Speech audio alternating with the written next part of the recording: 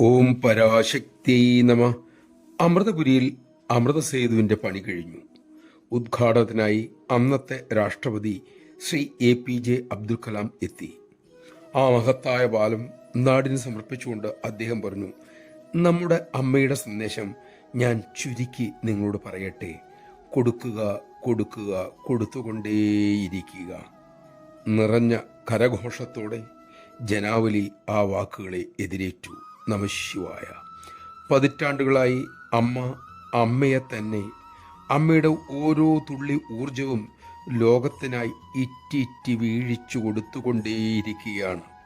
നമ്മളെ അതിനായി പ്രേരിപ്പിക്കുകയും ചെയ്യുന്നു. ഒന്നും കൊടുക്കാൻ എൻ്റെ കയ്യിൽ ഒന്നുമില്ലല്ലോ എന്ന ഭാവത്തിൽ നിൽക്കുന്ന നമ്മളിൽ പലരോടുമായി അമ്മ ഇങ്ങനെ അരുളി. സഹജീവികൾക്കായി മക്കളുടെ കൈവശം ഒന്നും കൊടുക്കാനില്ലെങ്കിൽ ഒന്ന് പുഞ്ചിരിക്കൂ, പ്രേമത്തോടെ ഒന്ന് നോക്കൂ, മധുരമായി ഒരു വാക്കെങ്കിലും പറയൂ. നമഃശിവായ. നാം നൽകുന്നതേ നമുക്ക് തിരിച്ചു ലഭിക്കൂ എന്ന് നമുക്ക് നമ്മളെ തന്നെ ഓർമ്മിപ്പിക്കാം. അതിനനുസരിച്ച് പ്രവർത്തിക്കാൻ നമുക്ക് സാധിക്കട്ടെ.